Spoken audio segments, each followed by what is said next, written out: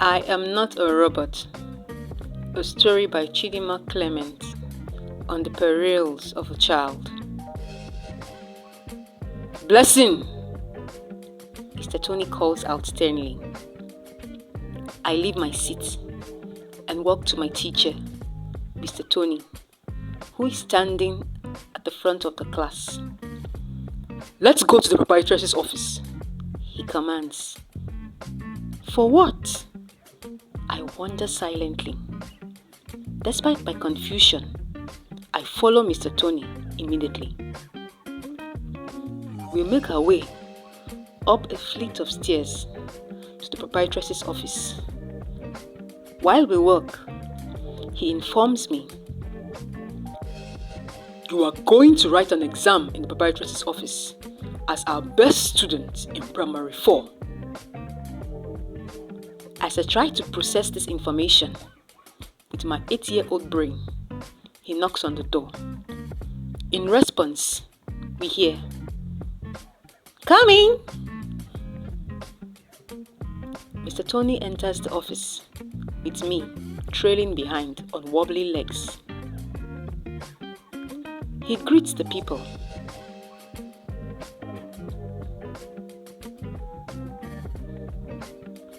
Seated behind a wide table, and moves aside so I can see their faces.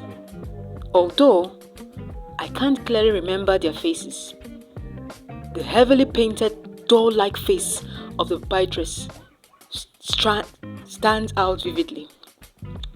Sit there, she commands. I settle into a seat adjacent to them, but I'm feeling anything but settled. Question papers and answer sheets are passed to me across the table, and I'm ordered to provide the answers. By now, my palms are sweaty, my mind is blank, and my body temperature has risen. Somehow, my brain communicates to my hands to make them move.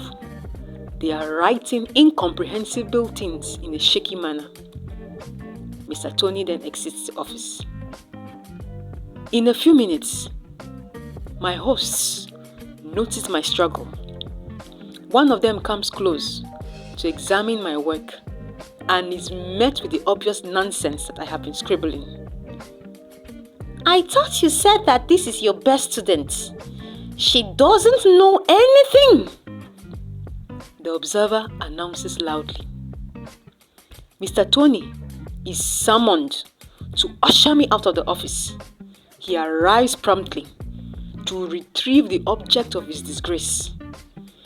The 3-member jury informs him that his supposedly best student is a dunce, and by extension, he must be an equally incompetent teacher to have chosen me.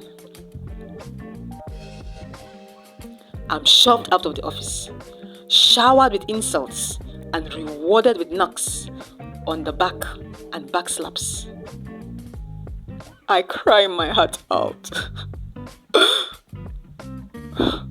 We return to my class. I think my ordeal is over as my classmates look at me, full of unspoken questions. Mr. Tony does the honors. He narrates how I disgraced him and then delivers his verdict. I will be flogged. He calls me out and my punishment begins, with the whole class counting each stroke as he commanded. I received 24 strokes. What went wrong? The teacher in this story is a teacher only by name, as he is untrained. There was no understanding of the link between a child's emotional well-being and academic performance. There was no appreciation of the power of communication and how it can bring out the best if used well, or the worst if neglected. What's the lesson here? Communication is key. Never take your students or your child into anything without preparing them first. Their minds, no matter how little, must be respected and prepared for every adventure, for every engagement that they'll ever have in life. Follow me on my YouTube channel for more interesting